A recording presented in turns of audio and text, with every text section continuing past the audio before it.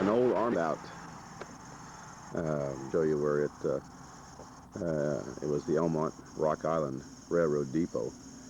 Right now I'm just standing here facing north, or this here's north like it there. But anyway, the Sear thing is old enough that and it was used as a barn since it's been moved here. It was moved here over 60 years ago, so I'm just guessing that the Sear is probably at least a 100-year-old depot, and has a lot of character, but it is in really rough condition. And the plans are I'm going to go ahead and disassemble it and move it to my place, and then reassemble it and use it for a house. And so I'm going to go ahead and start taking on a tour around the outside and kind of go from there. This thing here is just unbelievable, the overgrowth that's around it right now. The farm itself hasn't been lived in for several years, and so that's the reason it's in pretty rough condition.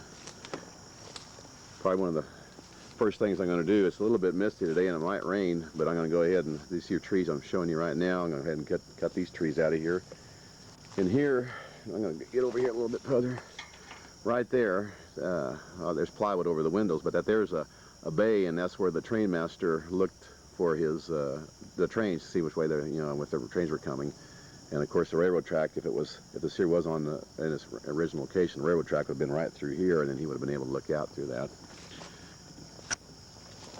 Okay, and there's Sue way over there. She's got the digital camera. We're going to go ahead and probably put this here on the website. And oh, there's the door that would have went into the. This is the door that probably would have went into the depot. And then here's just another shot of the bay window that's just fixed up underneath the overhang. And obviously you see just how extremely bad condition it's in. And what we're planning on doing today is basically cleaning the inside out because it's full of hay, and cleaning that out and knocking the boards off of the windows, and then to start taking things out of the inside, and maybe even taking the windows out. See, there was a window there, taking those out to make it a little bit easier to disassemble. The roof line on this thing is really interesting because it's a fairly steep pitched roof, and then if I don't know if I can't get back far enough right now. But anyway, a fairly steep pitched roof, and then it's got that oriental or style of roof on the overhang, and it's got like a 3-foot overhang around the whole thing. I think before I go any further around it, I'm going to go ahead and back up so we can maybe get a picture of the roof.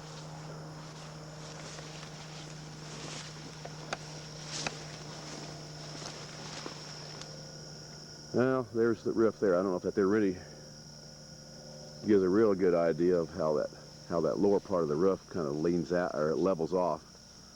But there's about it. Now over here on this here side here, it still has the. I'm going to go ahead and see if I can get it to focus in. It still has the Rock Island Railroad insignia and Elmont written twice on it. I'm just going to go ahead and zoom in on it.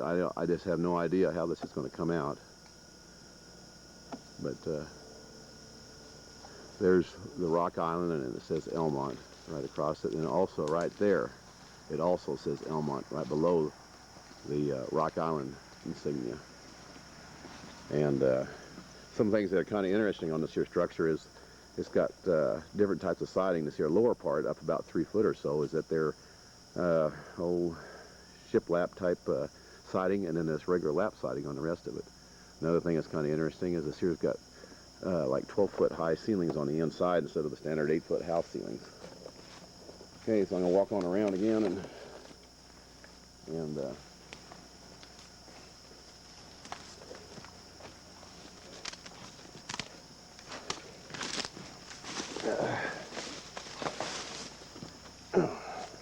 they moved it here and made this into a barn and made it, this here's like basically like a walkout type basement style of building. And then this is where they had their horses. They brought their horses in and out of these here two openings right here.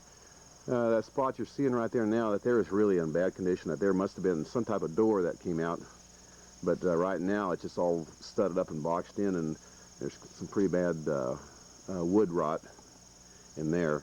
And of course there's some windows that you see right along there.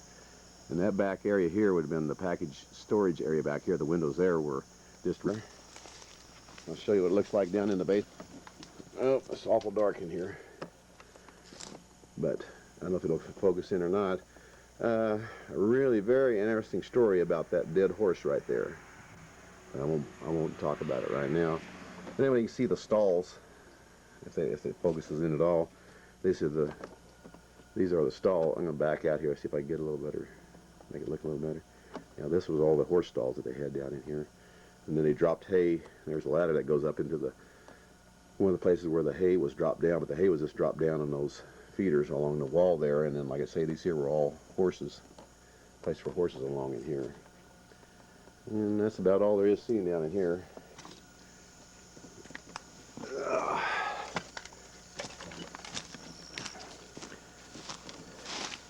Okay, here's another interesting door here. Here's a door on the end right here, and it's just a sliding door, but that's where the packages would have been brought in and out to. I'm guessing that there was a dock or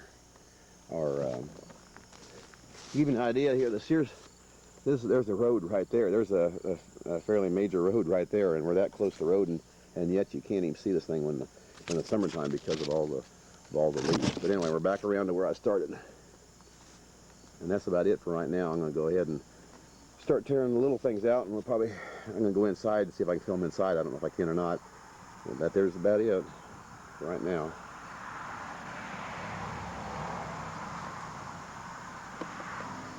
Okay, I've just climbed up inside of it to get their door. Now, whether this shows up or not, this here would have been where the Ticketmaster's little cupola was, and then in behind that is where he was able to look out the bay window. In a little while, I'll go ahead and knock the plywood off of the windows because just about impossible to see anything in here. But it's kind of unique. This here is the living room right here, and you can see that the walls, the floor, and the ceiling, everything's all wood. I think it's mostly all yellow or southern pine, but give you an idea. And there's that wall that stood it up, and I think there was a opening right there, but then I think it's been it had some wood rot, and so they boarded that up, and it's something that's going to take a little time to probably repair. And I'm going to shut it off again. Okay, Louis gives me the camera. Now I'm supposed to go all through the depot because we're getting it cleaned out. Unboarded windows.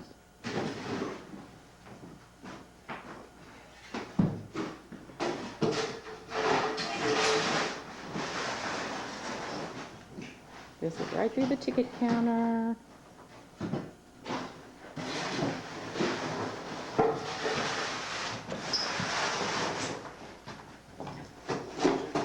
Didn't hear that. Oh, Lord! I used to like that sound in old movies.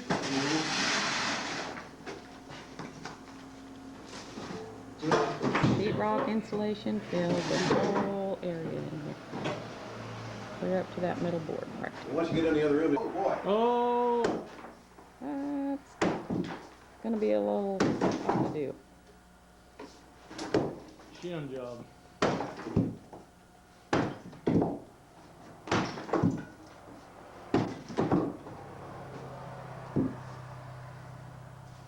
Boy. Hey, Louis. What? I wonder how hard this is nailed down. Oh, yeah. You stand Let me get in the other room then. Let me get over here. Go ahead. I was going to get over here then. Yeah, go ahead. Oh, yeah, Okay, here it goes.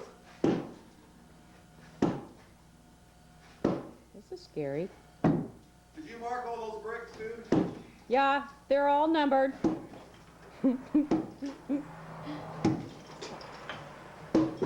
Oh, how come I'm the only one left in this room? Well, you're all right. Go ahead. You got to figure it out. No, Yeah.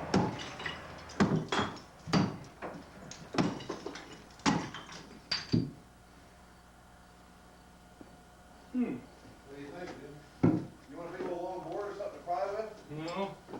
See? Just get back, see if it comes. I'm going to come out of there like Hell, I don't want to come. Yeah. Starting to make some noise here.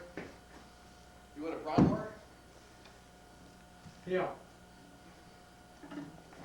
Oh boy. Son of that fat. Pretty weak down there. Okay, we're gonna pry it now.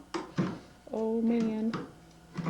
Oh, oh my gosh. Ah! Ah! You guys. Oh, it's starting to come. I'm just looking. I don't want to help you. Calm me down. I can't do anything now. I ain't got the back side clean yet. Oh. You know what I mean? There's a. Yeah. Hey, this starting to get a little scary there now, Junior. Want to help me back? Ain't no fun if it ain't scary. Ah! Ah! One more time. Okay. Oh man, the whole wall may come. Well, you pepper.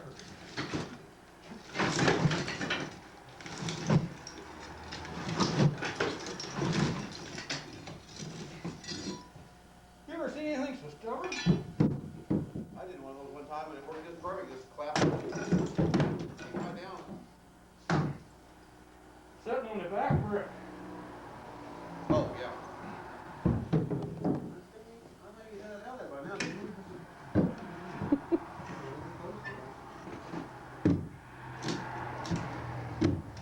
Oh, that is so close. Yeah. Man, Junior, be sure to know that thing will fall on you. God, you guys are can't get in this corner any farther. I can tell it went down about an inch or better from where the hole is up here in the chimney. I think so. I'm not.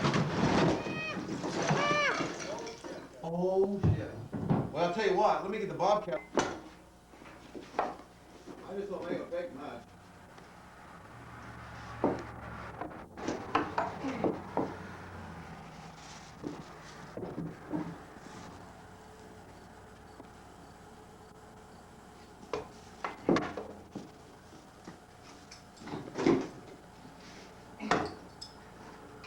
Okay. I just did a pallet in here, see, that's what I want to stack all those bricks on. Oh, great. Okay, Louie's now pulling this chimney down with the bobcat out the big door. So we'll see what happens here. Oh, gee. Try not to scream. Come on back.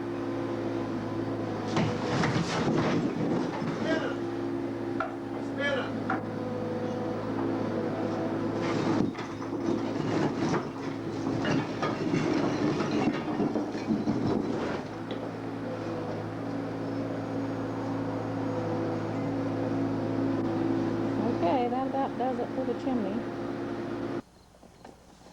All right, it's about ready to quit. It's here Sunday evening. Worked all day Saturday, and when I worked by myself here most of the day. Sunday, and I was going to show that this is some of the stuff that I've taken out of the inside of it so far. Just a little bit of everything. There's the mostly like the bay window and things like it there, and I'm going to go ahead and take a sear home and hook the trailer, and then come back and hook onto the bobcat trailer, and then haul it home, and then unload this trailer. I don't know if this or not, but everything's looking kind of fuzzy. But anyway, I'm going to go ahead and show another view of the depot. It's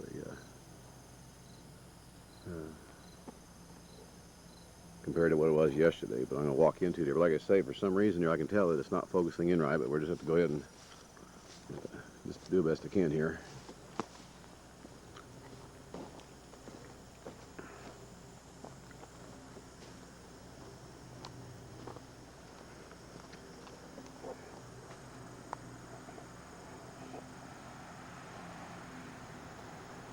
trying to get something to work here, but I just can't seem to. Nothing seems to be wanting to work here. I don't know. But anyway, there's the bay that I took off today or this afternoon, and it was pretty well shot, but I kind of got it off anyway. There's a little example of the roof system. Kind of tell it, see it a little bit better. And then after I got this here bay off, I went ahead and pulled two sections of inside wall out through there, and that's one of them right over there. About it.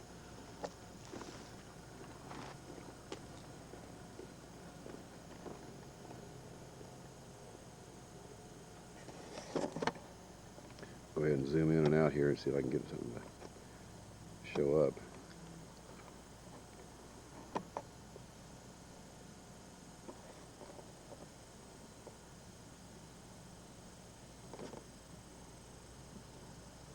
Okay, I'm going to go ahead and take it inside and see if I can get anything inside here. Well, there was a wall. I tell you what, I'm not going to climb in there, but there was a wall right through here.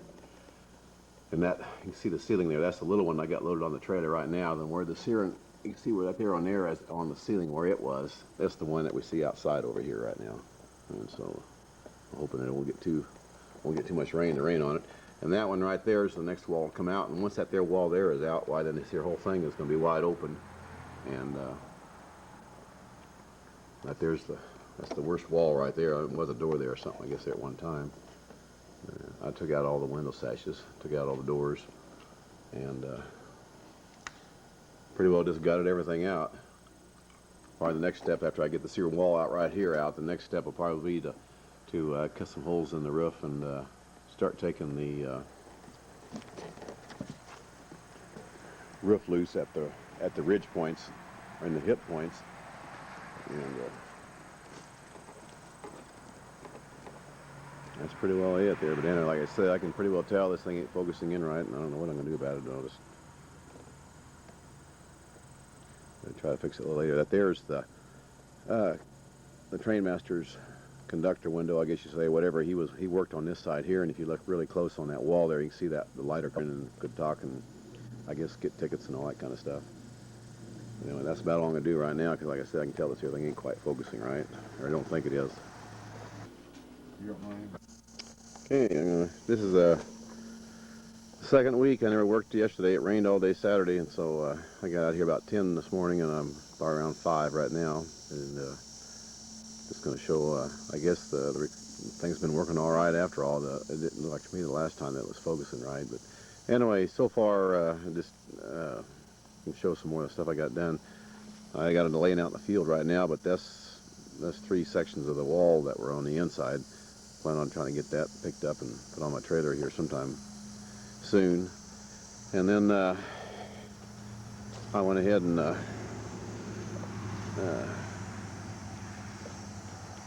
didn't know for sure how I was going to get those get these here walls pulled apart, and so I went ahead and worked on this end over here and was able to pull the corners loose without breaking any boards. And even though this looks like it's a rough way to go, I think it's going to be the quickest and easiest way. It's going to add more work when I get home, but to get it out of here, why, it's going to be about as quick as possible to get it out of here. And anyway, this here just another view of what's going on here. I'm going to go ahead and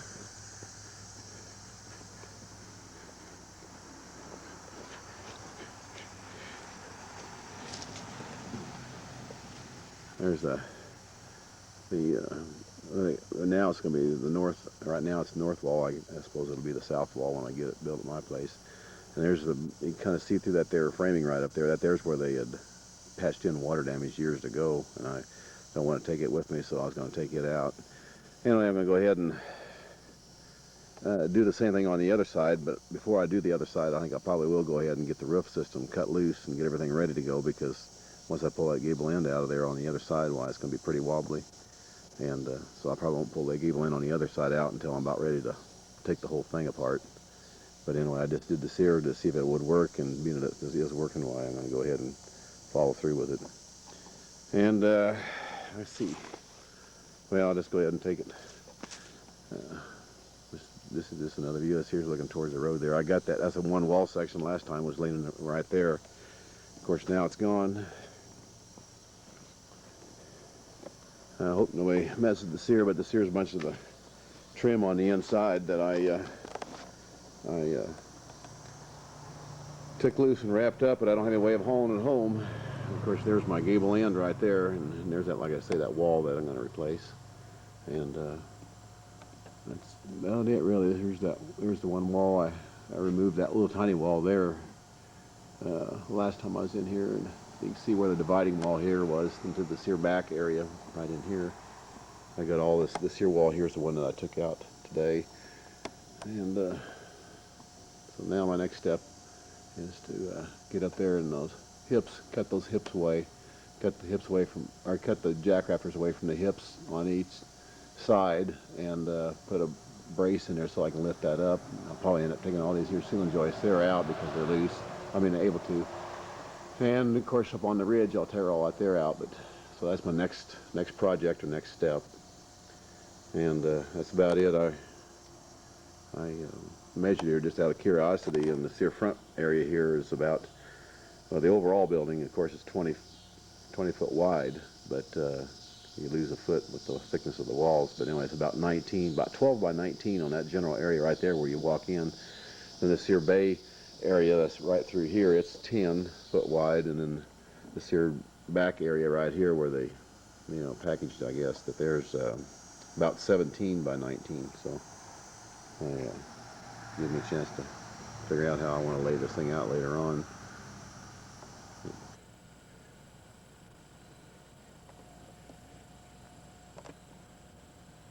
Okay, this is October 20th, 2001, and I haven't done haven't taken too many pictures here just lately, so I thought I better get busy.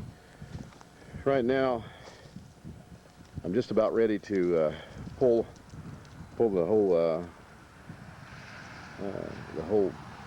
depot over this way for a couple different reasons, but the main reason is for my own safety, because working on this by myself gets a little nervous up inside that thing pulling bracing out. So I'm going to go ahead and our plans are anyway to collapse this here. I've already pulled out this here wall right here. Here's the gable end wall, and I'm going to go ahead and flip it back over this way a little further to keep the rest of the building from falling on it.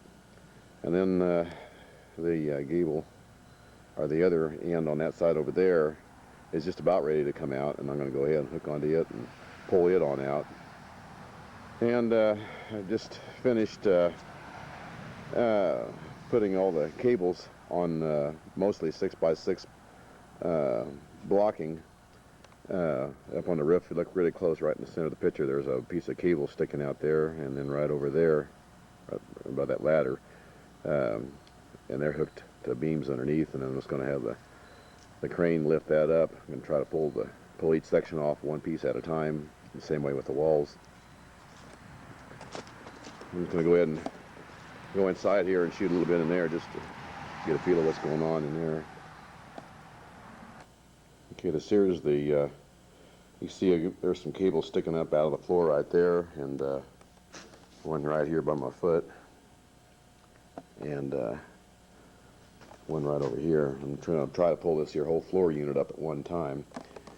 And that beam there, you can see there, it's going to slide up through the ceiling. Once this thing's collapsed, I didn't have any way of getting that beam up to the ceiling anyway, so once the sear's collapsed, well, it'll pull up through the holes of the ceiling. And there's some of the beams that I was just mentioning right there, about ready to be lifted up to help support it when it goes up. And of course, this here is the same way on this one here. This one here is about ready to come out.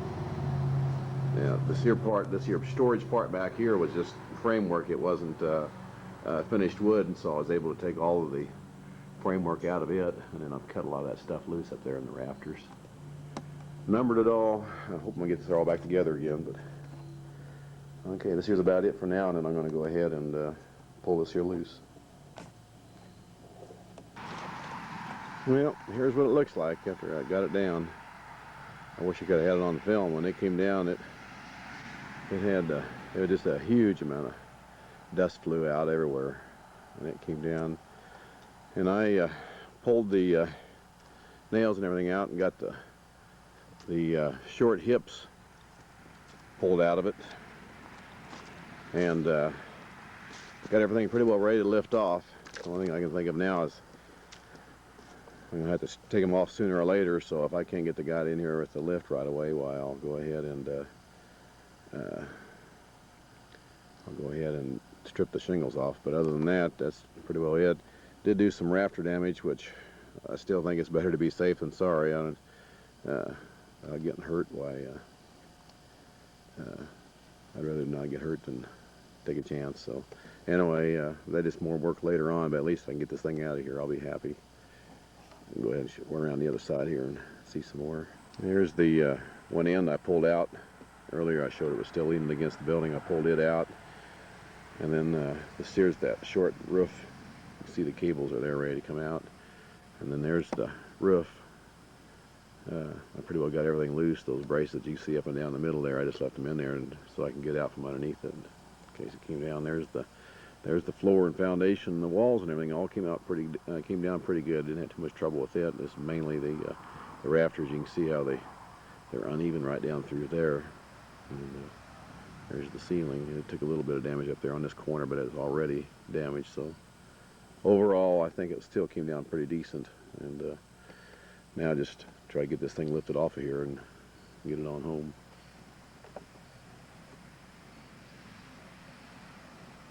It's November 10th, and I'm just showing you here how the building got dropped down. Haven't worked on it for a couple weeks, and back out here trying to work on it. Gonna maybe get it all over to Louie's place. It's a really nice day. See if I can get over here. It fell apart when he was taking it down, so we're going to have to take it piece by piece. Over here, he's got the roof, if you can see it. There you go. We've got a lot of shingles to take off and throw away. He's going to work on that, try to get it put in some pieces so we can get it loaded. So we're going to work today and see how far we can get. There's another angle of the roof, and Louie's figuring out what to do next. Big pile there.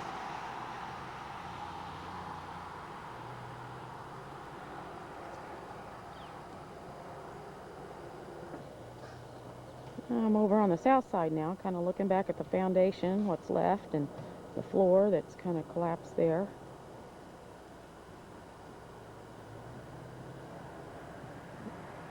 Gives you an idea what kind of pieces we have to get ready to move.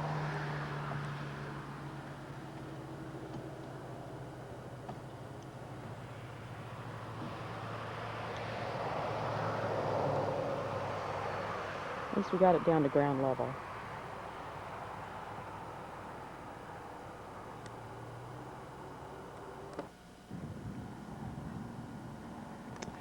This is December 2nd, 2001, and just an unbelievably beautiful day for Sunday in December of all days. But I thought I'd just go ahead and kind of run around here and show a few things.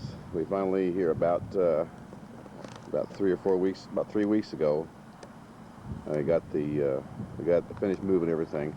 Or just a big pile of stuff that I kind of haphazardly unloaded right here.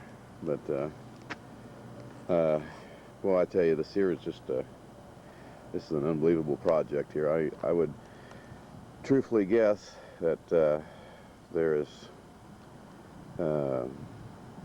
just thousands of pieces I got to put together for this depot here. But anyway, this is my front yard right now, and this here has everything basically of the outside, the shell and the outside of the depot. Around back is another huge pile, but it was mostly stuff that I picked up from the inside. Right there is just a little bit of the overhang. I don't know, I can't identify it right now. I'm going to show a couple little things though. Like instead of a normal construction, they used they would use something like a 2x6 mud sill. Well, on this depot, and I guess this was common from the people that I talked to. This is common that they used these here beams. These here they're roughly 8x8 beams, and this here is just one of them right here. And then they overlapped them, or I don't know what you call this here joint, but this here's the joint that they used to put them together. And the way the Siren was constructed, and also the way I understand it from some friends, knowledgeable friends, this is fairly typical construction on this here on this depot. And they put down basically they put down several piers, and then they cut the piers off level, and they put these here 8x8 posts on them, and then they started framing it up. And there's this here is the storage area flooring. This is about all that really survived in one piece. All the rest of the flooring had to come apart in sections. But this here is just the storage area flooring, and they used roughly 2.5 inch by 10 inch beams, 10 foot on the building. There's just one of the floor joists that I have to rebuild. Just to give you an idea, this thing just has so much tremendous amount of rebuilding to do. I'm gonna bring it over here and show. There's when they I was saying about the piers, they went ahead and put those piers down, and they nailed these here. They used to use big long nails driven down on the joints into those piers, and that's what this here is right here. Those long nails right here. I was trying to. Okay, to continue here, I had to stop and charge the battery. This is the bottom. This here is. This here is the. This is what the bottom side of the. I guess you would call it mud sill would look like. Right here, there would be the interlocking. This here would be where the pier would have been, and then this here there was a nail driven down through here through the other piece. Here's another example of it right here, and then they're showing the nail. The nail's up right now, but the nail would have been driven down through this here pier, and for whatever reason they went and notched these all out slightly. I guess evidently to make them fit. Here's another picture of an overhang. I got it written on there what it is, but this here would probably be just one of the new overhang parts that I had to disassemble the thing completely in order to get it out. And here is just another general look at all the material that goes into this here. I mean, to me, this here's unbelievable. It almost overwhelms me, and I've been at this thing for 30 years. And now I'm going to go over and show where okay, this here's the pad I've built up for to set this here on. There's 4 piers. They all go down anywhere from about 17 foot to 12 foot, and one in the center that are going to support some 10-inch I-beams, and then I'm going to set the building on top of that. I wanted to make a recording of this here right here, especially this here is some of the brick, or most of the brick, from the fireplace inside this building, and I'm going to leave them underneath of the building. I'm not going to go ahead and assemble a new fireplace. So if somebody else someday wants to do that, that's where they're at. That's it won't be all of them, because a lot of them broke, but that'll be the majority of the original brick for the fireplace. And I'm going to move over here and just show just how much dirt I've moved with a little 773 Bobcat. This is just this side of it right here, and just another shot of the site. This here would be looking at the back side of it right here. Here's some of the 10-inch I-beams I got. I went and these are used, and they're a 10-inch I-beam with a 6-inch channel iron welded to the top of them, and so they should be enough strength. I mean, that's fairly stout things. And there's our Bobcat, and just another, and I'll pan again all of the material. And this here, like I say, is not including the interior stuff that's out back. This is all just the basic box of the building material. And I'll show you how that sits in relationship to it. There's what it'll be right here. and the last day of the year 2001, and I took the day off from work and I'm just working on the depot. I thought I'd go ahead and update it just a little bit. A little bit chilly today. I think it's about 8 degrees this morning and probably about 15 right now. I finally, excuse me, this is a kind of a pivotal point for me, and so I like to make a record of it, and that is I'm finally starting to, today we're just an hour or so ago I started reassembling this depot, and I'm gonna go ahead and show what I've got done so far. This here board right here, this is some of the damage. I haven't made my mind yet if I'm going to go ahead and splice it or how I'm going to fix this here, but this here is part of the waiting room area in the back that had rotted off, and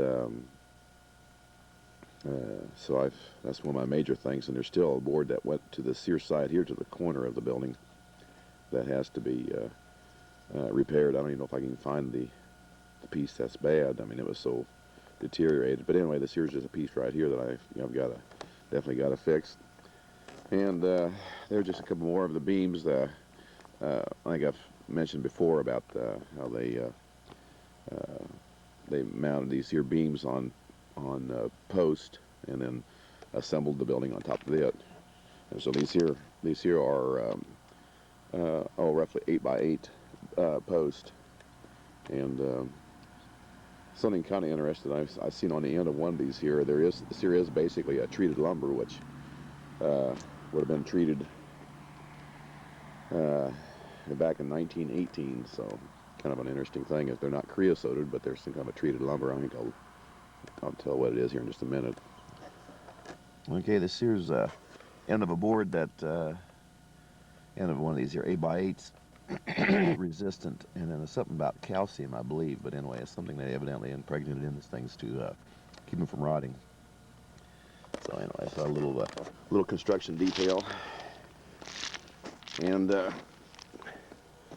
there's just a little marking right there. That's the center of the beams, so it should go on the end of that beam that I've got set right there. So here's the framework that I installed. As you can see, there's the piers that I filled them full of concrete and anchor bolts, and then assembled this I-beam framework to set the building on.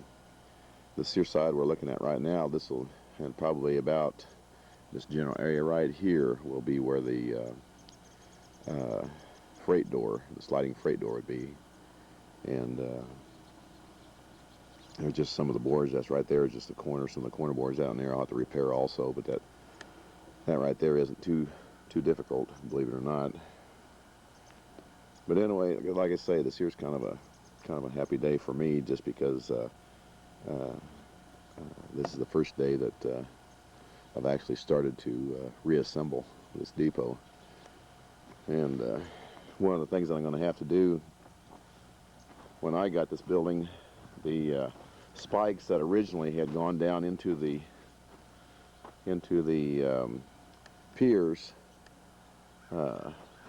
which there would be one right there, an example of what they did. They just bent them over, and when they realized putting it on a flat I-beam, I've tested one already, and they're not beat up far enough to, and so they're holding up part of this here beam. So I'm going to have to go ahead and pull all of these spikes. I'll have to pull them all out, and I'll probably, just for preservation purposes, I'll probably put them inside the framework, or what I'll probably do is I'll probably just set them right on top of the old chimney parts that I'm leaving underneath the building also. And so anyway, I want to make a record of this here because, like I say, I'm pretty proud of the fact that I finally have gotten to the point where I'm ready to start reassembling, and then this here's my first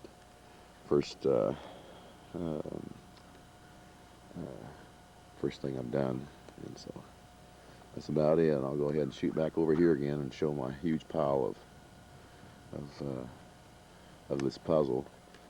So far it hasn't gone too bad. I've numbered all these here beams, or I can tell from memory where they go, so it's a combination of both numbering and memory. I can tell where these here go. So far I haven't run into any problems, but of course, like I say, I'm just getting started, and hopefully I won't have anything major that is going to be difficult to line up, but that's about it. I'm going to go ahead and get back to work.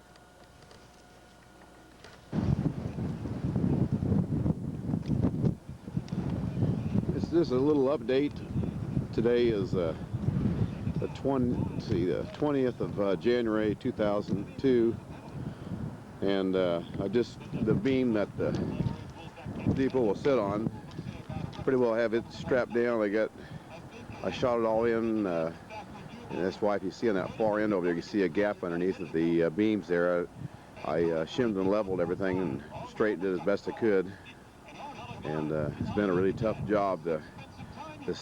I still got some clamps on down here, on that beam right there. That beam right there in the center with the clamps and jack and everything on it was twisted, probably 2 inches out of straight, and I've got most of it out, but it still had a little bit. Hopefully this, the way the building will bring it down. I thought I'd go ahead and show the method I was using to put all these here straps on and to tighten them down. Pretty simple really. I just went ahead and drilled a hole in each end of this here strap, and then put a bolt and a jack, and jacked it tight, tapped on it, and then I haven't got that one there nailed yet, but I'm just going ahead and using joist hanger nails. So basically this here whole thing is just held down by strapping, and then I plan on using a foam insulation, some expanding foam insulation around the outside of it, which not necessarily, I mean, for two purposes: to seal it up, of course, but then also act as a little bit of an adhesive. So I don't know if somebody ever wanted to move this thing off here. Basically, I guess take a good 10 snips and cut those straps loose, and then I don't know how well that's going to be adhered with the sealer. But anyway, here's what I've got done so far, and I'm planning on taking tomorrow off and maybe even Tuesday, and try to set some of the floor. Only two pieces of floor are going to be able to be reset, as far as I'm pretty sure anyway, and that is the freight part, which will be this here part that sits on the north side of the building, right in this here general area here. There's two sections over there, and they both stayed together pretty well, so these two sections that sit in this area here, I'm planning on setting those in, and then basically taking the rest of the flooring that was over in this here general area here, and taking it all completely apart and just putting the floor joists in and then the flooring in later. And I'm going to zoom in on that far end over there. This piece right here is a piece that right through there. It's about 17-18 foot of the existing 8x8 beam was rotted completely away. I think I showed it earlier, and I replaced it with a 6x8 that I made out of a piece of lumber I had. I realize it's not completely authentic, but I figured for what I'm doing here, why it'd be all right. And you can see a little air gap right there, and just around certain areas, and there's where those posts were originally in the building. But anyway, here's what I got done so far, and there's just those clamps I was telling about. I just tried that beam from that end right there to about right in there on that joint. That thing was tremendously twisted, and I got as much out of it as I could, but like I say, hopefully the rest of the building will help pull it down, and so this is about it for right now. I'm going to go ahead and start working on some more of this here. Okay, today is the 14th of March, 02, and I felt pretty bad about this here deal here, because I made two recordings, and evidently something got screwed up, and I lost basically January and February's taping of putting this here thing back together again. So anyway, I'm going to go ahead and show what I've got done here in March, and there's what it looks like so far. I've got probably 3/4 of the rafters back up, and I've got just been redoing them, just remanufacturing what I have to redo, and trying to save as much as I can. And I'm just going to go ahead and try to get another shot, and then just probably call it good on here. But anyway, this here's kind of an idea of what we got done so far. Okay, here's just another angle of it right here, and there's not too much to really tell about. And like I say, other than just that I'm getting it put it all back together again. I think maybe only about 1 out of 10 of the roof framing boards I was able to just reuse. In other words, about 9 of them I had to re-glue or add to or make new. And as far as those overhang rafters, it looks like I'm pretty lucky and I was able to save all but about 8 of them. And there was 8 of them just completely deteriorated that I wasn't able to use. And I think I'm going to be able to, of the regular roof framing, the center part, well, I think I'll be able to reuse almost all of them, just repairs and re-gluing. And that's about all I got on it there, right there. Okay, we're inside of the building now, and just so I can get a little bit better shot of the framework. Of course, there's the freight door, the back freight door right there, and the floor, which you've all seen before. I was kind of lucky right there. I went to an auction here not too long ago, and I got some siding that matches the lower part of the siding on the depot, and also some 1x4 tongue and groove that I can use on the overhang or floor. And I've still got quite a ways to go here yet on these here on the framing. That framing was, well, it really wasn't complicated framing, but just a lot of pieces to it, a lot of work involved in it. And so still have all that to do yet. And there, of course, is my wall that was rotted away, and there's where I'm missing most of my overhang rafters. They were all just basically gone, and so I had to have to make some new ones on those. And of course, there's just the plain old walls again. I haven't got started on the bay, but my main purpose right now is I want to get the whole thing covered up, so I probably won't do any work on any of the walls or any of the flooring or anything until I get the roof on and get some felt paper over just to protect what I've already got. And that's about it. I'm going to go ahead and see if I can shoot here's my front yard that used to be full of this material, but now I'm getting a lot of bulk material taken out, and I'm going to zoom in here. There's probably what's left of the floor. I'm going to tear all it apart, and there was the new. Right there is the new, what's left of the new north overhang, and there was a little piece of the south overhang, and then another piece of the south overhang right there, the new south overhang. And this, of course, some more material that I've got stored away underneath of that there. And there's my roof sheeting boards. They're mostly my roof sheeting boards, so I had to do a lot of work cleaning all that up and getting it ready to go, but that's kind of where I'm at right now. And so that's all for the 14th of March of 2002. Okay, this is 4:30 Sunday, June 29th, 2002. I'm just kind of continuing the filming of what I'm doing on a depot. I looked in the series about where I left off, so I was going to go ahead and just start off here again. There's about what's left of what I had in the front yard on those 2 stacks there. One's the ceiling, and the other one's I think 3 interior walls. There's be the ceiling pile, and that would be the interior wall pile right there. That's what I have left in this front yard. About a month ago, I went ahead and got everything cleaned up, tried to get some grass to grow back in here again, and so my yard looks more like the yard again. And now I'm going to go ahead and show the depot here. This here's actually I just finished, and this here's actually a very exciting moment for me. This is the depot with the roof sheeting on and the felt paper in place, and I went ahead and hopefully I can find and be able to afford the metal roofing that goes onto the roof.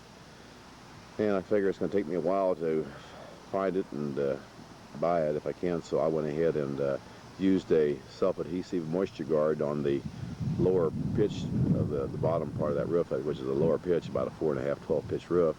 On the upper part I used some regular rolled roofing, and like I say, I just finished nailing it off here just minutes ago, and this here's kind of like a high point in the phase of putting this thing together. And without that lift there, I'd probably be days behind. But anyway, that thing's been pretty handy. And so now I'm going to go ahead and shut it off and move around and show some different angles here, different shots of it. But anyway, like I say, this here's quite a moment for me just to have it to this stage right here. And here's a shot of it from the west. Because of other commitments, took me quite a while just to get to this here point right here, and I haven't filmed much because I had that scaffolding actually took me several weeks just to get the scaffolding put up around that thing there, just to work that overhang. And so now I plan on going ahead and finishing that part of it. In other words, doing all the overhang work and probably even painting the overhang, and then tearing that scaffold down and doing the rest of it. And my plans right now are, I'm planning on actually building a deck around the whole thing before I finish the bottom part, for two reasons. One of them is just I found some pictures of some other depots that had decks on them that went around the whole thing that I kind of liked the style of, and so I think I'm going to go ahead and do that with this. And then the other reason is just to be able to work the bottom half of the building off of that, and so that's my goal right now. And I'm going to go ahead and just give it a little bit of a close-up here on that roof system there. But you can see the darker part there's that moisture guard I mentioned earlier. It's kind of a self-adhesive, although I did nail the bottom edge of it. It's kind of a self-adhesive material that got some pretty good moisture repellent, and then the upper part is regular rolled roofing that I just nailed down like felt paper. I figured it'd last longer because I figured I'm going to have a year before I get to that point right there. There's that back 16, 18 foot of wall that I have. I don't know for sure what's there.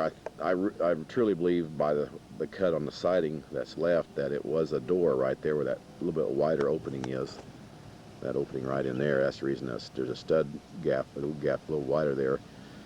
And I'm not for certain, but I think there was probably a window right there between the door and the outside corner of the building, and that there's something I haven't confirmed yet, and I need to do a little more research to find out about that, to see if it is. And there's some dirt there. Hopefully I'll have this here filled in around here pretty soon to give me a little more working area. I'm going to go ahead and go to the front, turn it off and go to the front now and show it, and that'll probably be it. I might show a little bit on the inside maybe. Okay, here's the front side scaffolding. I put scaffolding around the whole thing, so like I say, so I had a work surface as high as that was. That in itself was almost a major construction program right there. And I'll just go ahead and zoom in on the roof again now, or a little closer here, so I'm not going to bring it in too good and shooting into the sun. I'm sure it probably won't be quite as good as it could be. And I did through Gary Jellison, the painter, and Allied Paint, I was able to figure out that a real close color match, and also found out that the original paint, which is, there's some original paint left in this area, and that it was linseed oil and stain. That is the way they actually finished off the original part of it. I'm going to pull a little bit closer here, and I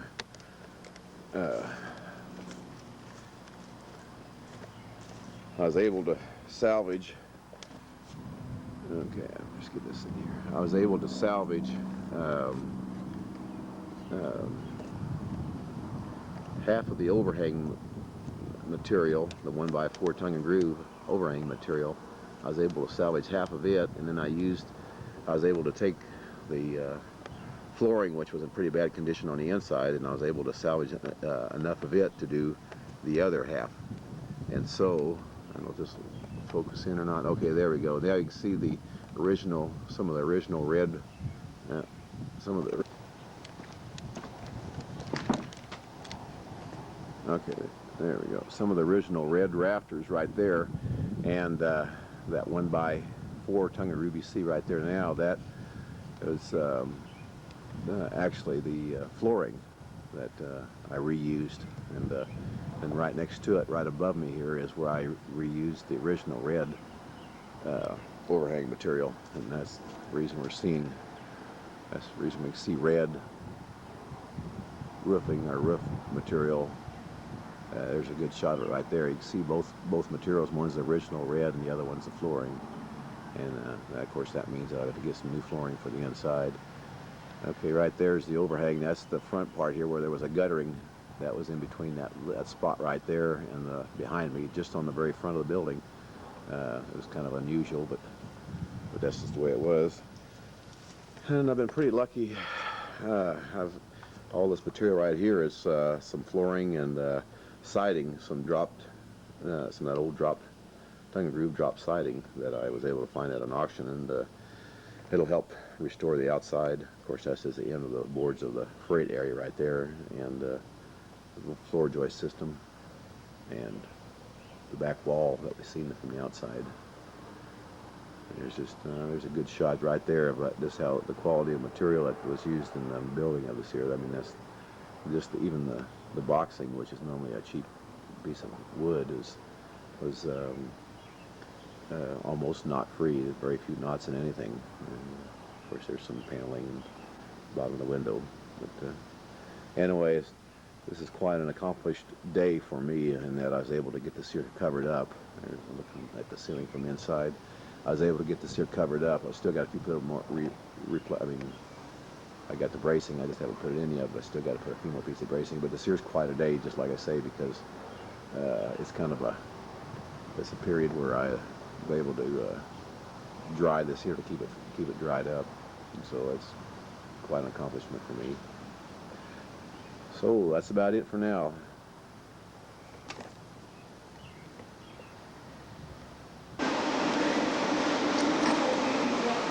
Today is Sunday, I think it's July 13th, and I'm just going to show, here's some used siding that I got from Frank Shingling up at Meriden, and it's just some cut-offs from some other siding.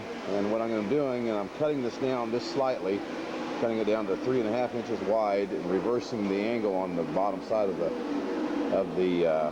board, and then I'm going to go ahead and plane the back side.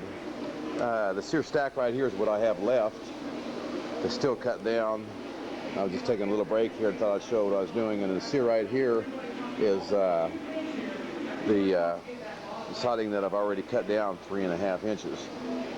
And my next step then will be, I'm going to go ahead and I've made a jig on the planer. Then I'm going to plane the back side down. And the sear side here will be, see which was it, the thick side will be 1.5 inches, and the narrow side here will be a 1/2 inch.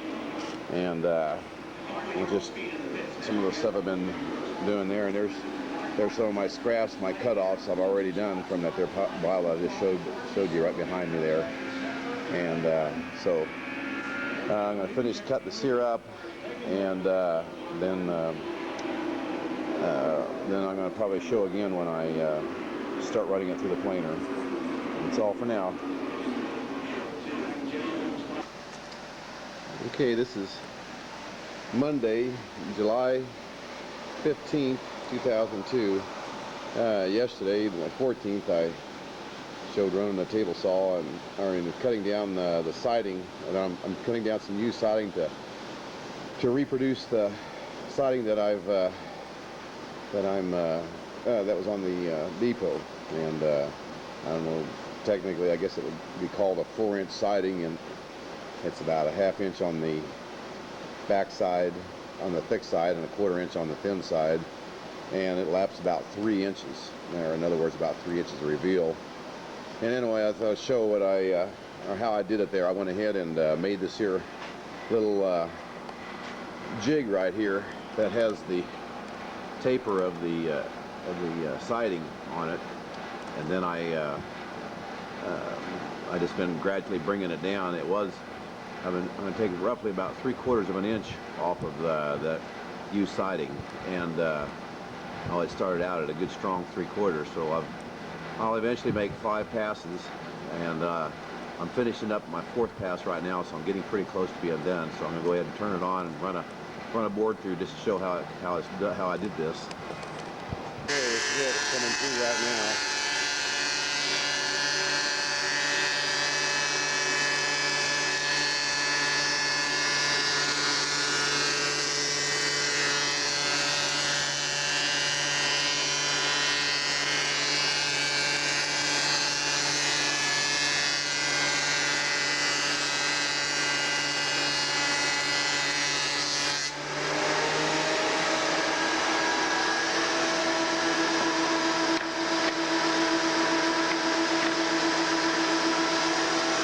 That's about it. Yeah, here's what I've got so far, and I don't know, a little more than 1,000, or better than 1,000 lineal feet, and 1,000 board feet. And right now I've got to take about a 1/16 more off of it, and then I'll just hand plane this thick edge here. This thick edge is got a saw mark on it right here, and I'm just going to go ahead and hand plane that off. And that's about it. It's pretty close to exact reproduction. There's some grooves there, but I'll move the planer over. You see where I hit a few nails. I'm going to move the jig over for the last pass, and it should take care of all these here little marks. So I should have something as good or better than what was originally made for it. That's about it. It's about 7 o'clock in the evening in 2002, and I'm really at a point on the depot that I'm really proud of, and so I just had to go to the trouble here to tape it and anyway, that's it. I'm getting real close to being about ready to take the scaffolding down, and I just finished today. I took off from work and I finished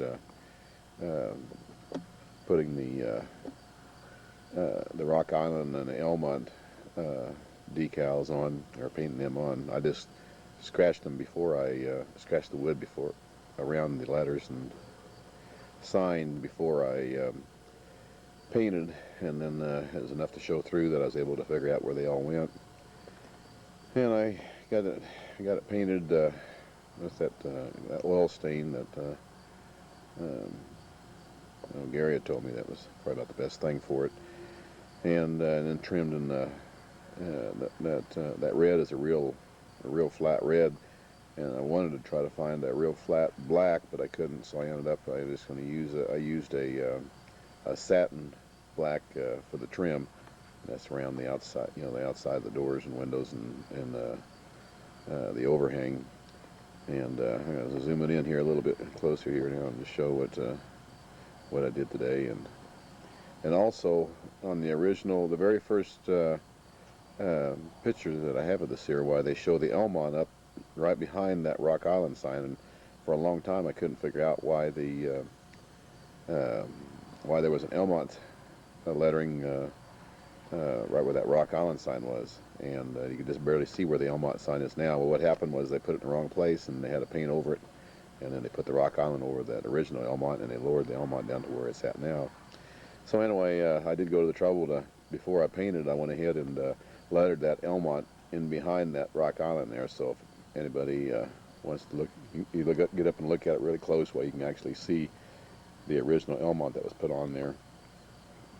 And I'm just about at the point. I got a little bit of touch up on some paint that I spilled, but other than that, oh, and then also I'm going to go ahead and I kind of figured out what the guttering looked like from some of those original pictures, and so I'm having D-backers make me some guttering, and then I'll solder it together and paint it, put it up, and then I'll be able to take the scaffolding down, and then I'll be able to start working on the bottom here. And my plans are to put I got in the original pictures I have of it, why there was a small dock right here, and then the rest of it was filled up to where you was able to walk right straight into the building. In other words, that level where the sidings tore off there, about that high right there.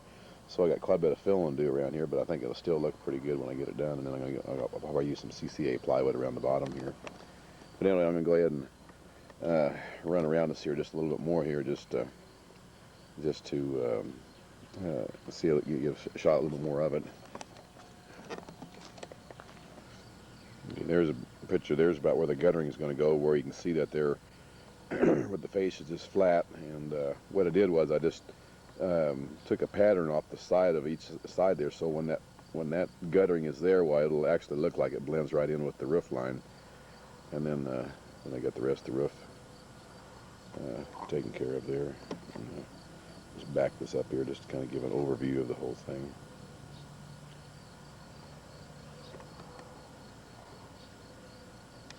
All right, here's just another shot of it right here, and I did have some good news finally today. The drawings arrived that I sent off for. It took me about 6 weeks, but the Rock Island Technical Society had some drawings of the original building, not Elmont building, but the original building. And about the only difference I could see was there's a single window, and I'll zoom in on there. There was a single window on that print on the Sear Depot, but on the original prints there was a double there. And in that blank space that's been rotted out, and I've been trying to figure out what was in there. I thought there was a door and a window, but it turns out there's just a window there. And some other good news is that the drawing actually shows where the stove was, where the water cooler was, where the seats were inside the building, and where the cabinetry was, and the flashing for the just had lots and lots of good details. It's well worth what I had to pay and the wait to get it. I got some awful good details. I'm gonna go ahead and get up on the scaffold and show a few details, and then that'll be okay. Here's just some more detail of the overhang. This here's all correctly trimmed out, painted. This here's what the painting was, original trim was, where it was painted. I have no idea why, but it does give it a little bit more of a dressy look. And this here's the outside corner of one of the hips. All four hips look just like the Sear. In other words, that very last little short fake rafter and that little piece of hip rafter are painted black. And then that board and that piece of cove right up against the side there, it was black. And then out here on the overhang, right here, well, let's see if I can get that to focus in there a little better. Okay, there's the fascia board and the little tiny piece of soffit were painted black, and then that piece of cove and then the other piece of fascia was left the red color. And this is going to get on up here. I don't know if there's much more I can show now or not. Here's just another picture of the Rock Island and the Elmont. I don't think you can see it here, but it's behind that there Rock Island is the I mean, I can see it, but it's not pretty hard to pick up in this detail. But anyway, this here was quite a bit of work here to get all this here to fit. I mean, a tremendous amount of work, a lot of detail, just tremendous amount of cutting. I can't believe they spent as much time as they did putting one of these together. But anyway, just to give you everybody a good idea of the detail work that was done on this here, and all that 1x4 tongue groove, I'd already done it right there. There's the back side of the fascia board right here. And I don't know if I got enough. I'll just take it on around, I guess. But I got something I do have a little bit of a problem with. It was that oil stain didn't cover too well, and like right here, there's one of my numberings on when I put the ceiling back together again, or when I tore it apart. I had some of them that bled through, the lettering bled through on them, and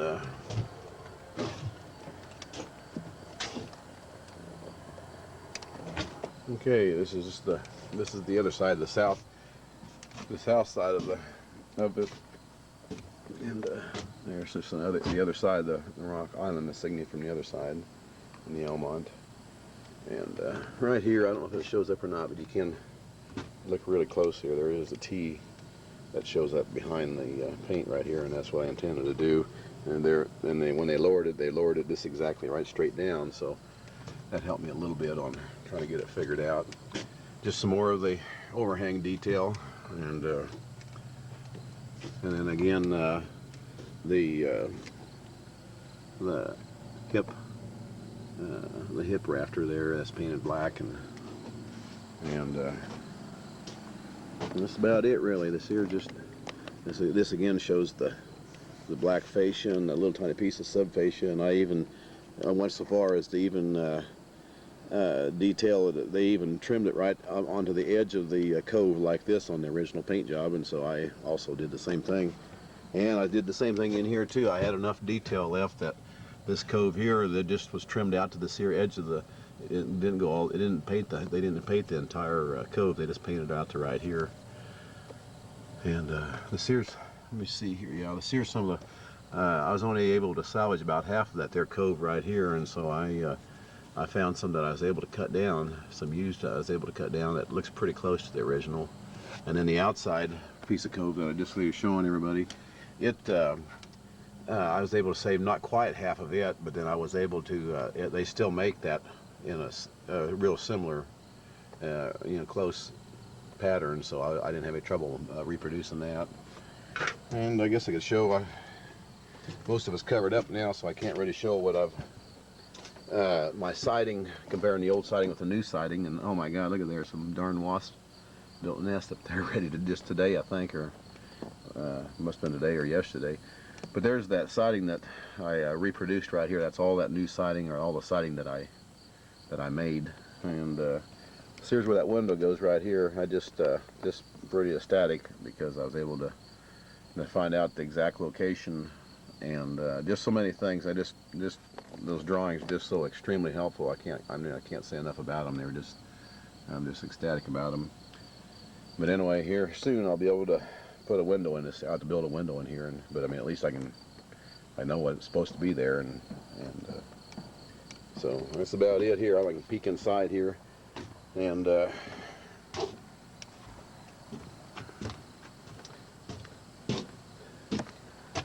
my ET bed. I put it in here not too long ago, just to bring all my septic system up to date. But anyway, that's an ET bed for anybody that would be wondering. And there's some material. I had extra material sent out for the fascia and sub fascias and everything, just to make sure I had some decent material. And so I'm gonna go ahead and reuse some of that there. But there's the floor system, and it's amazing that those prints that I got, they actually show that doubled up floor joist right there. I mean, I just can't, like I said, I can't get over enough how much detail there was in them. And of course, right in there is where that's where that wall was rotted away, and that's the one that I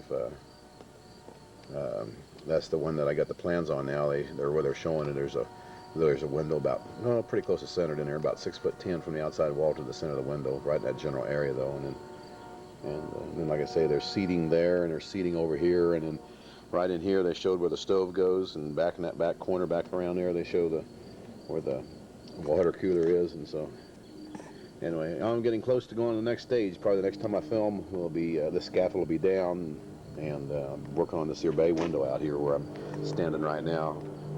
That's about it for now. 27th, 2002. I thought I'd just show a little more of the construction because we're starting to make a little more changes in the construction. I think the last shot I showed here, it had the scaffold around here yet, and I've got the scaffolding taken down now, and I was going to back up here and I'll show the freight side of the thing. Now I dug out here. I'm going to go ahead and put a dock on right in here, and then I'm getting some of the backfill ready to backfill up. I'll be backfilled up about the bottom of that siding, or that what you see right there. Now I've done a little bit of it right here. I went ahead and framed that bay in yesterday, and put some 4x8 CCA plywood around the bottom here just to protect it a little bit. And this here's kind of what I'm just going to go around the whole thing just like it is right there now. And then the final grade will be right at that top of that there CCA. And I built this here ramp here just so we can get our stuff in here a little easier. After we get this here built around the bottom of this here, while we're going to go ahead and backfill around this here. And here's, I'll just put that there in there right there. So it's a 55-gallon drum. I'll turned upside down. I'm going to go ahead and backfill around it and over it. And then there's where the tire for the train orders will go. And of course, like I say, this here's the bay window right here, and we're going to get ready to floor this here all in. And there's that window, the start of that window right there that we finally figured out from the original prints. That's what we had there. And the rest of this here, I'm not going to show too much of it because the rest of this here I've already documented or put on here, but I thought I'd just go ahead and show what I'm doing around here as far as the construction part of it here around this here bottom edge. And then just give us this a little bit better idea of what it's going to look like here. Probably that it'll be just a little bit more level out here yet, and then I'll probably taper it off fairly sharp down to the ET bed. Is basically how I'm going to finish that there off there. And I'll swing around here and just get a quick shot of the back side of it here, just so we have a little better idea of what we're doing here. But this here's about it right there. There's that window we finally, like I said, we finally figured out went there from the original plans. And so that's about it here as far as I'll zoom in that a little bit better there. You can see where I just put the outside trim of the window on, so that then I'll finish the inside window and make a new sash later. And like I say, this here will all be back filled up about to the bottom of that siding right there, and this here will all have that CCA around it. So that's about it for now. It's in the morning. It's September 1st, 2002, and I've had the crew over here for almost a week now. Plus, I've taken off a couple weeks myself, and things are going pretty fast, so I'm making another recording here instead of waiting like a month to do it, because things are moving along pretty fast. And also, I'm getting close to my first anniversary on this here building. I got to go check my records, but I think about September 6th, so I got about 5 days before I've been working on this for 1 year. In other words, I think September 6th, if I remember right, or September 9th was the first day that I started tearing it down to move it over here. Anyway, I'm going to go ahead and show some of the things I've been doing here. The sear right here is I don't know where I really left off, but let me show this here first right here. This is the dock I made here. It's almost identical to the one that was in the original first pictures of the depot, and I made it from some creosoted planking that came from the old Nortonville depot that was wrecked. And just some more pictures there. I don't know why she's not focusing in very good. There we go. They're just some more pictures of the end. And then you can see that we've got our CCA plywood around the bottom, and I started backfilling around everything. And then right over here is all of the material from the bay. It turned out that bay window is in such bad shape that I just started over. About the only thing I'm going to be using is the inside trim and the window frame and the sashes, and I think some of the sashes were even missing. They were completely gone. But this here's what I've done so far. But anyway, this is just some of the bay window right here. Like I say, it's such bad repair that there's just almost no way I can salvage it. And here's the bay that I've been working on right here so far. That's a shade. This is a sun shade line right there. But I've got the trim around the outside of the windows, and I got the bottom outside sill on. and basically just building them just exactly like they were before, only I'm going to use CCA lumber where I think they used pine and it rotted away from deterioration. And I don't know if I showed it before or not, but about the middle of last week, before I put this here, started framing this here bay up, we put the inside walls inside of the building, which seemed to I don't know, give me a sense of completion. Or I was pretty, in other words, I was pretty happy with getting that much done. I still got a lot of backfill to do around here yet, but that's what I've done so far. And let's go ahead and take a quick walk around it here. Some siding we got to change there. Got one extra piece in there. Got to take that off. And like I say, here you can just see some of here's the outside of the bay right here. You can see there's just no way of saving it, and even the framework was rotted pretty badly here. And so I just had to, didn't have much choice. There's some of the interior, that's part of the interior window frame right there that I'm going to be reusing. And then here's just another shot of the bay here. You can see, like I say, I got got it trimmed out in CCA. I just did that last night. And, getting closer on it all the time here. I don't know for how far we're going to be going with it, but it'll be by the time I've had this a year. But I'm going to try to see if I can get the whole outside pretty well cleaned up, and then take a vacation for a while from this here.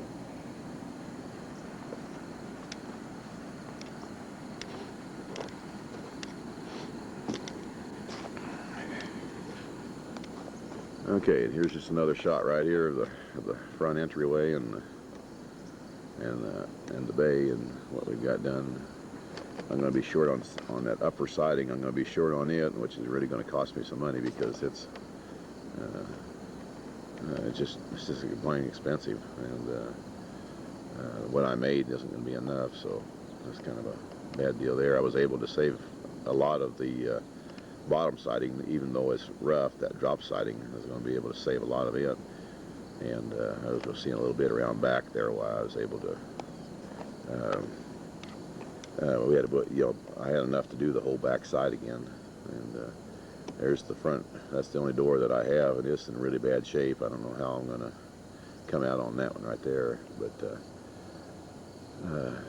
it's just like I say, showing here kind of what I've got done so far.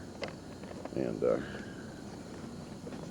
there's just another shot here. This here is the existing south side.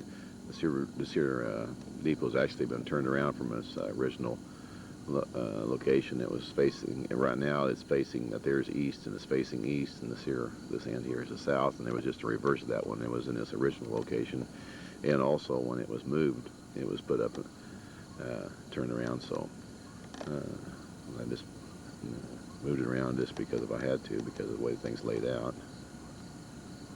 Anyway, this here just a shot there. Here's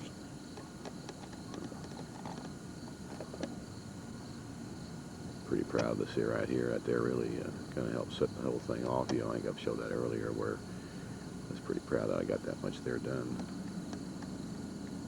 Okay, we're on the back side again. This here just here's some of the siding that we've got replaced so far. You can see we just basically tore off about 2/3 of the siding, including all that bottom drop siding. And then I was lucky enough a few months ago to come across a bunch of sear drop siding, so I was able to replace it there. And then of course, I finally got a hold of the set of prints, and it showed me what was there, and the location of that window right there. So it turned out to be a window, and originally I thought it was a door and a window, but I never did know for sure. And according to the original drawings, so that's what was there. So I had to build a whole new complete window for there. And instead of turning this off, I'm just going to go ahead and just walk on in with this here right here and show the walls. We got the freight door ready to go back up again. We'll probably do that there this week. And this is, of course, the freight room. We got to get over here in the corner, but there's those walls that we moved in, and a pretty tough job getting those in there. Took four of us about all we could do just to get them in. I had them in two pieces, and I separated them there at where the chimney would be. There will be, and then of course there's the doorway that went from the office into the waiting room. And I got the subfloor all down in here too, since like the last shot. Okay, and there's a picture looking out the bay, and I'm pretty happy about getting all the sear part done here. And then of course there's the ticket window, and then I finally figured out what that 6-foot opening was. That's where the stove set right here, and then the sear section right here, which I can't get back far enough. But there was a door, and this door here just turns 90 degrees from where it's sitting right now and goes right across there. Then that separated the station agent's office from the waiting room, and then of course the sear right here is there's my new window, but the sear's the waiting room right here, and the front door looking out. So that's about it for now. I just thought I'd try to get some shots here because, like I say, things are going pretty fast. They're having some extra help getting this here done, and hopefully part of next week I'm going to have the crew over here again, and so we should be able to make quite a showing here in the next week or so. So anyway, that's just the door going back out to the freight room. That's all for now.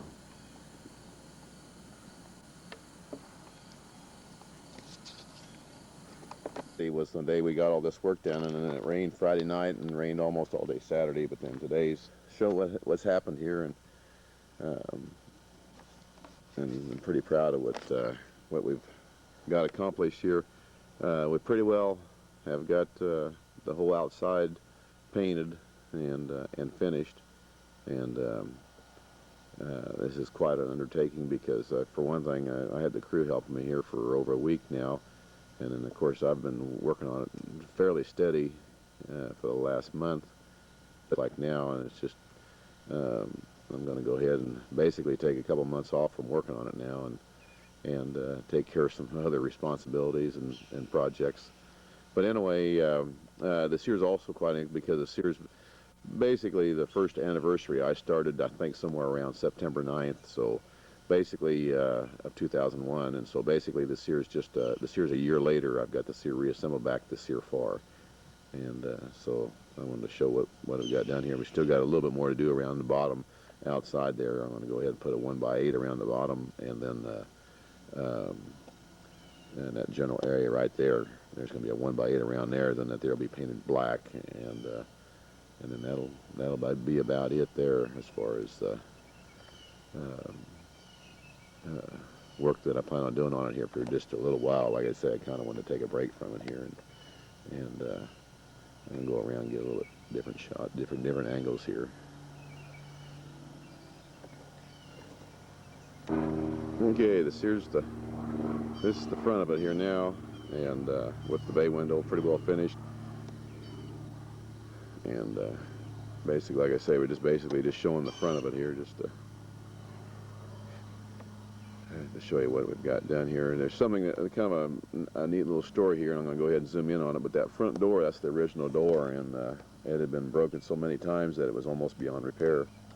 And so I did tear it apart and replace the strike side of the framework of the door. But I wasn't going to do it at first, but one day here, probably middle of last week, the sun was just like it is right now, shining on the front of it in the morning, and I happened to catch at the very front of the door there was a little bit of raised lettering from being painted and weathering. Was the word OOM or room, and we did more studying and figured out that on the front door, I'm going to zoom in on it now, the front door had waiting room printed on it or lettered on it, and about all I could really find was just the OOM, and then I could see about where the R was, and I think the N in waiting was just barely legible, and I went ahead and figured out the right spacing, and so I went ahead and rebuilt the door, among other reasons, just so that I could preserve that the sign in the waiting room. Something I'm going to do here fairly soon is, in the original pictures underneath that window right there was just like a piece of, I think it was like a piece of 1x12, and it had American Express Company, and so I'm going to go ahead and put that on there yet, just to also bring it back to its original 1918 looks. And then there's the bay. That bay, I had to completely rebuild that. And I took a couple of sashes out of the side and back just so I could finish the bay. And now I still got to make the sashes and one window frame on the back side of it here yet. But you know, in my mind, it was more important to go ahead and get the bay finished than it was to rebuild the sashes right now, which of course is quite a bit of work. Okay, here's the south end here. I know my lighting isn't perfect with all the shade and everything, but still I wanted to go ahead and get the sear. I wanted to go ahead and get the sear recorded here, just because of the stages that it's in right now. And like I say, we're going to go ahead and around the bottom part, right around there, we're going to go ahead and put a 1x8. That'll match the original, and cover that piece of metal up, and then paint that black, and then that'll be fairly close to having it done. And I'm going to zoom in on again here. There's just another view of that waiting room, which I'm pretty proud of the way it turned out. And of course, there's the glass for the trims and so on. I had to replace, and I'm still not done yet, but I had to replace 33 panes of glass in these here right here. There was only just a very few that I was able to save, and they're also a little bit interesting because there's 2 of them right there. And if you see I guess it's about 3, but if you see those kind of a smudge right there, when this was boarded up, mud daubers had got in there and put their nest in there where those little lighter spots are, and there must be some kind of an acid chemical in there because they actually etched the glass. I even used steel wool to try to clean it, and it wouldn't clean. So wherever you see some smudges like it, there's some light etching. That was from the mud dauber's nest, and I don't know how many glass I have. I think that's the one right there in the corner. But anyway, there wasn't very much glass left in this here when we got done. And let's back this back out again here. The sear, of course, the bay, because it's more exposed to the weather, it was the one that was deteriorated the worst. And like I say, I think there's only about 6 boards, and that would be the 2 sides of the window frame was all that I salvaged out of what was originally that bay window, and the rest I had to reconstruct and rebuild all by myself. So, and that's about it on this here front. Okay, here's a picture of the north side. Of course, now the sear it's turned around now. So originally the sear would have been the south side, but this is the north side now, and there's the dock and everything painted, and there's the 2 windows there that one of them that I had to I got to build completely from scratch, and the other one I took the sash out of to complete the front bay. And so I got those 4 sashes to build there. Then I got one over on the south side that I've got to build. But anyway, and there's what the original back should have looked like right there according to the plans. This here that there window right, that was a window right there. In other words, that was all rotted out. That whole area from the sear window right here to the end of the building, that was all rotted out, and it took me a long time to find out what was there. So that's about it for now. Probably won't see another filming of this. Unlikely to see another filming of this here for a couple months, like I say, so I can take care of some other work I got to do. So that's about it. Rock Island, Elmont Depot. This is Saturday, December 21st, 2002, and thought I'd go ahead and do a little bit of an update on the depot. I pretty well stopped working on it in general anyway on about the end of September, and took care of some other things that needed to be taken care of. And then here probably a couple of weeks ago, about the 1st of December, I started getting busy on things that on working on the inside, and I'm going to go in there in just a minute and show we got the walls set in place. And I went back to the farm that this depot was sitting on over by Elmont, and got the flooring out of the house. It's yellow pine flooring, and it's the same wood as the floor, wall, and ceilings in the depot. And then here the last few days, we power washed it, and we planed the.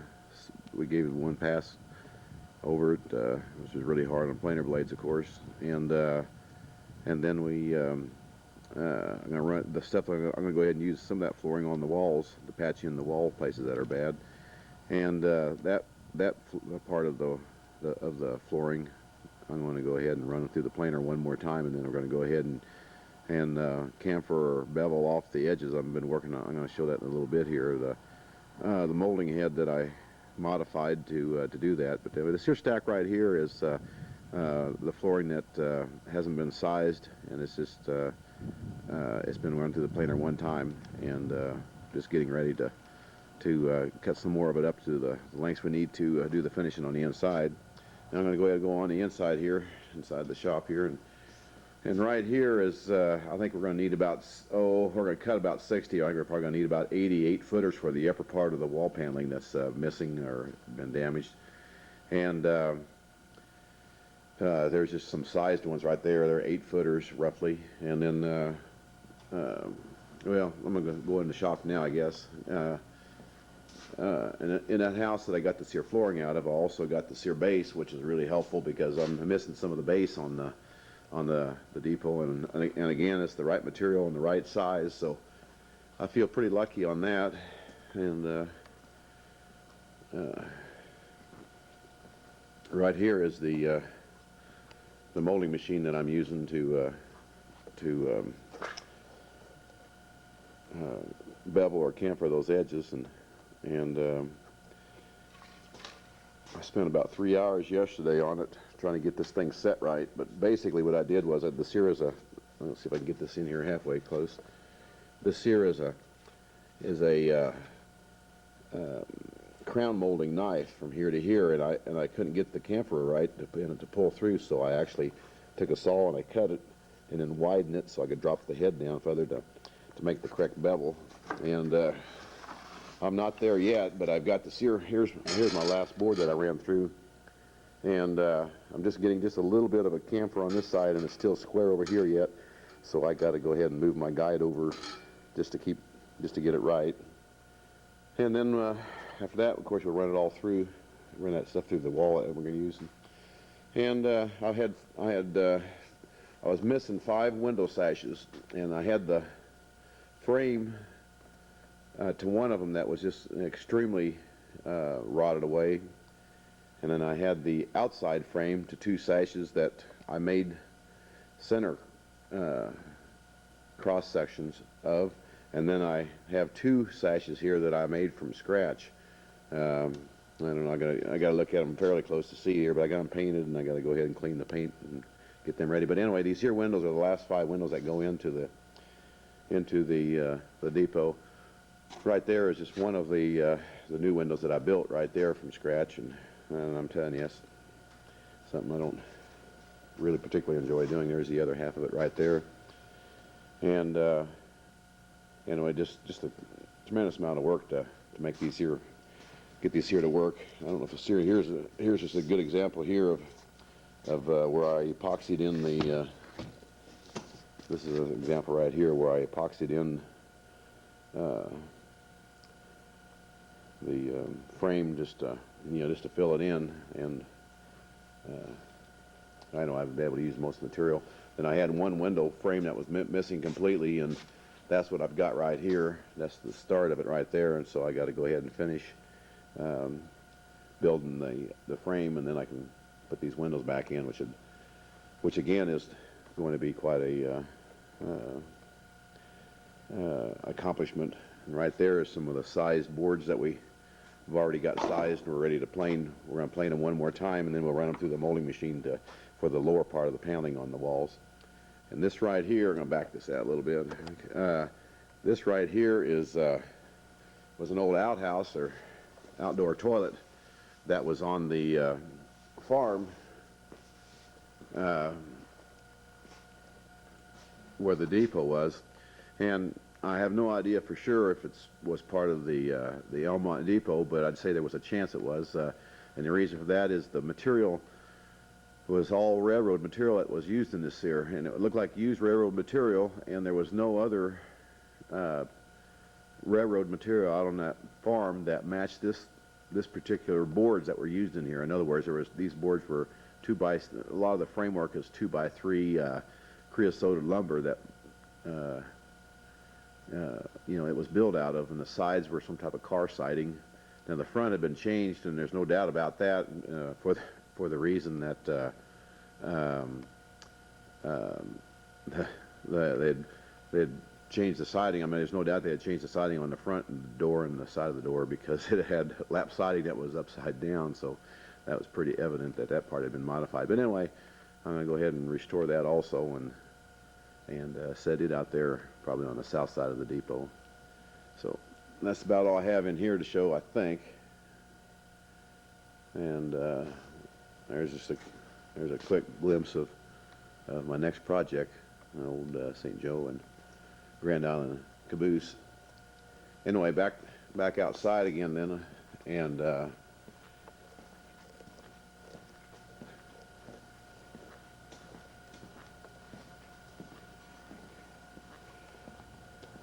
there's some more caboose parts right there, some of the walls that are left. And I haven't changed much on the outside since the last time I took any pictures, so I'm not going to go ahead and dwell on anything out here. The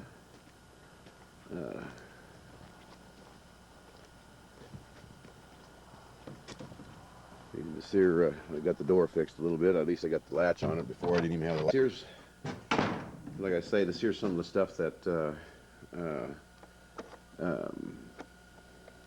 we've got done, and it's just unbelievable how much time everything takes. Anyway, we got the sear wall set here. Where the framing won't show when it's finished, why I use some modern ways of framing. In other words, the sear right here, I put a nailer up there instead of running the ceiling past and then putting the wall up to it like it originally was. But just some minor things that won't show unless you get up in the attic with a flashlight. And of course, the sear is the ticket window wall right here, and then that opening right here, of course, that was where the stove set. And then that little bit of a wall right there with a door in it is the access to the office. And this was kind of an interesting little deal here. While I was stripping the flooring off the second floor of that old house out there by where the depot was, the sear door was laying over a hole where the chimney was, and I got to studying it, and sure enough, the sear is the door. You can see the private right there, and this is the door that goes in that door opening. So I was just ecstatic, and could consider myself very lucky that I was able to come across the sear. And right there's where the new window frame, sash, and everything is going to go. We've got that all. And you can see there we got our nailers in, getting them pretty well ready to put our paneling up. And back on into here. Now the sear door here, when I was out there getting that material, that flooring material, I found the sear door here down in an old cellar, and I think possibly it actually went into this opening right here that went out into the freight room. But now whether it did for sure or not, I don't know. But there's just some parts in there that I can use. Basically, just a couple of horizontal pieces and a couple of the panels. But still, it'll be putting that much back of the original building. And right here is the window sash that I showed you inside. That's going to go in right here. Then on the south wall over there, I don't know how that sun's going to do on this film in here, but this here south wall right there is where the one sash goes. And of course, now we're sitting in the office right here, and then of course the bay window. And it's just so extremely hard. I know this here's lighting's probably not going to be real good, but it's so extremely hard to do any photography work. On in here when the lights are so much bright and dark. And just a preview. I'm going to go ahead and zoom in here on this here. I'll pull in on this here. This here is just a little patch of wood that I stripped just to see how it would come out. And so what I'm going to do is all the existing paneling is going to be stripped to the sear just to that right here. I'm going to go up above here. That's what it looks like now, and then right down here is what it looks like when it's stripped.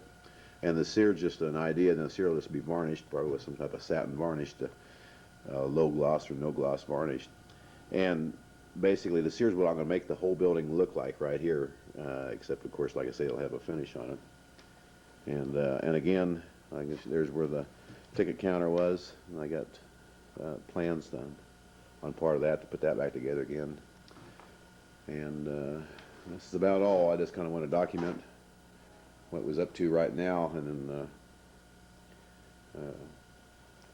just to be able to look back on it later. And this here's all for now. Okay, today is 3/3/3, March 3rd, 03, and just want to do a little bit of an update. I haven't done a whole lot of work on the depot for a while, but I wanted to go ahead and update what I am about ready to do or been working on. There is part of the ceiling that we stripped one time and didn't strip very well, and so what I'm doing is I'm scraping it down. I'm just using regular paint scrapers. I've got to keep sharpening them often in order to get them to scrape very well. But anyway, I've been scraping this here, scraping the ceiling boards down that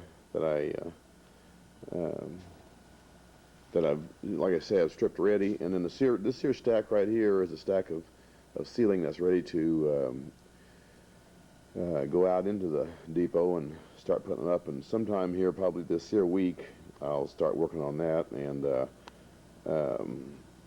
go ahead and try to get a little more of that done right there. And I'm going to just go and walk on out the shop door. But this right here is some of the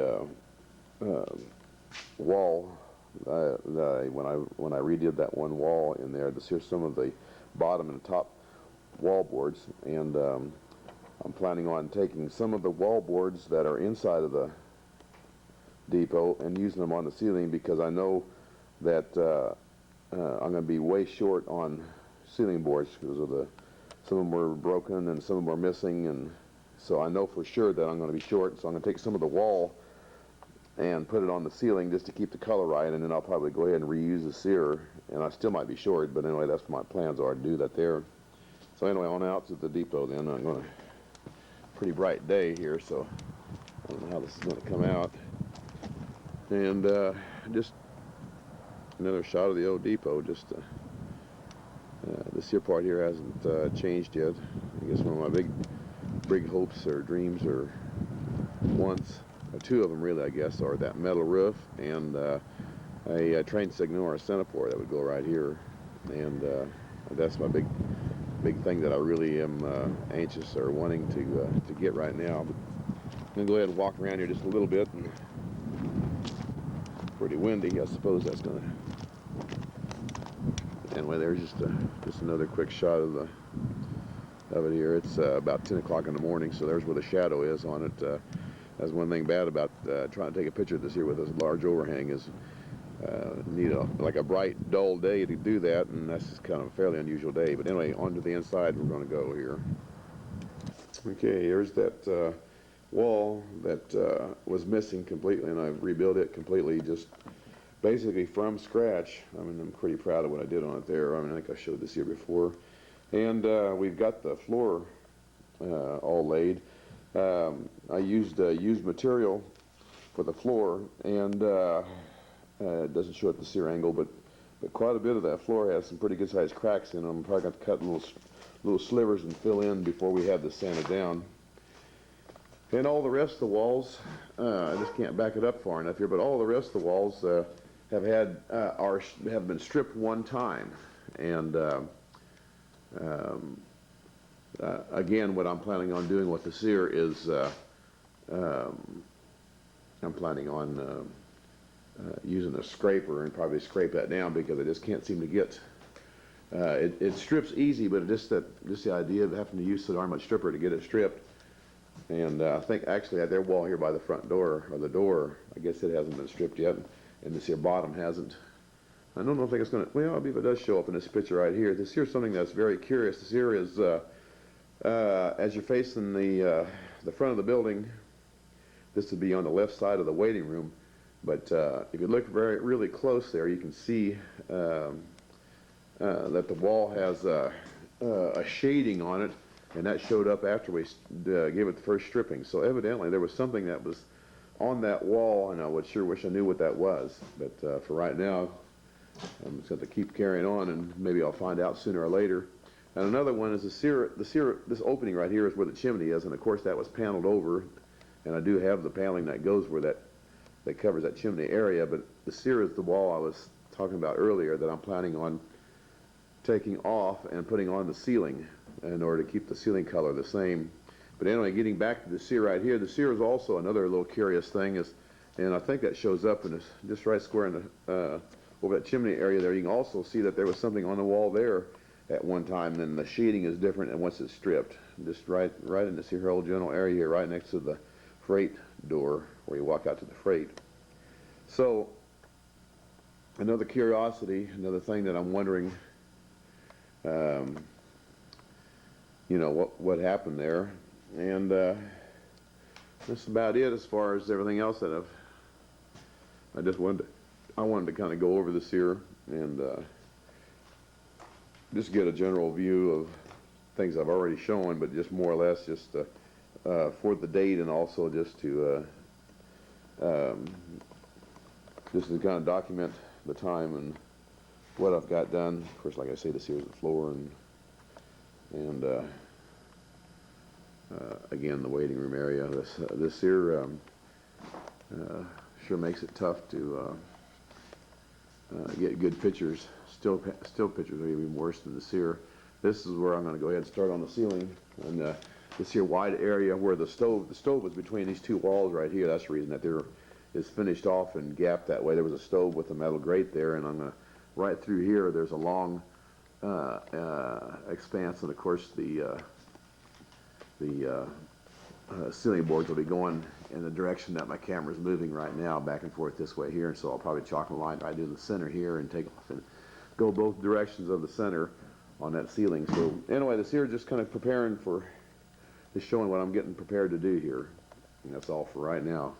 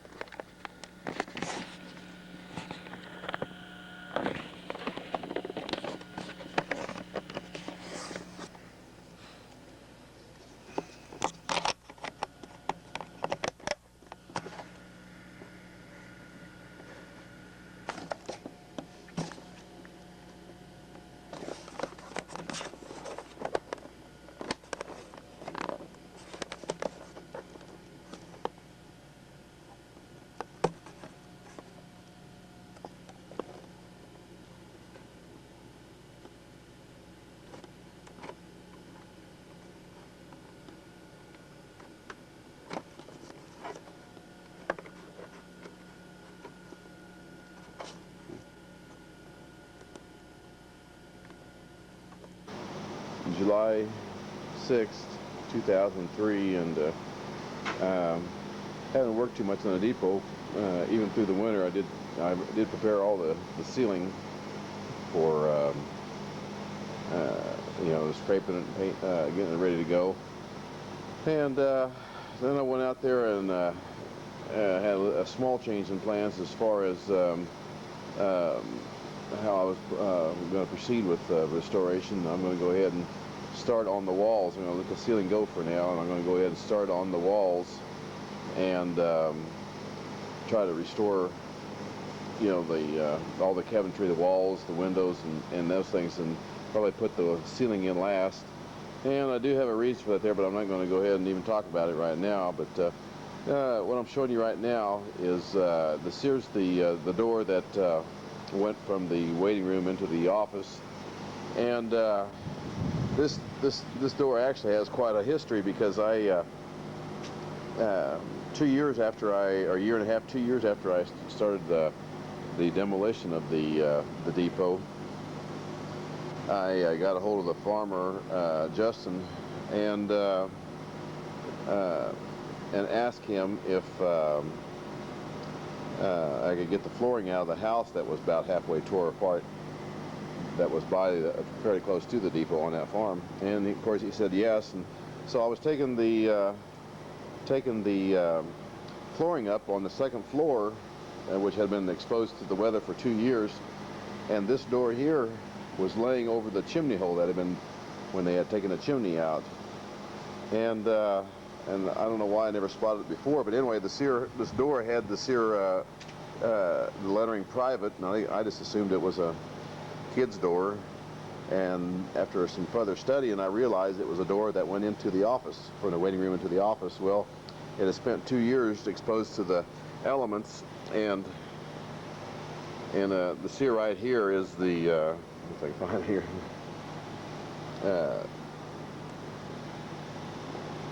there we go, the sear right here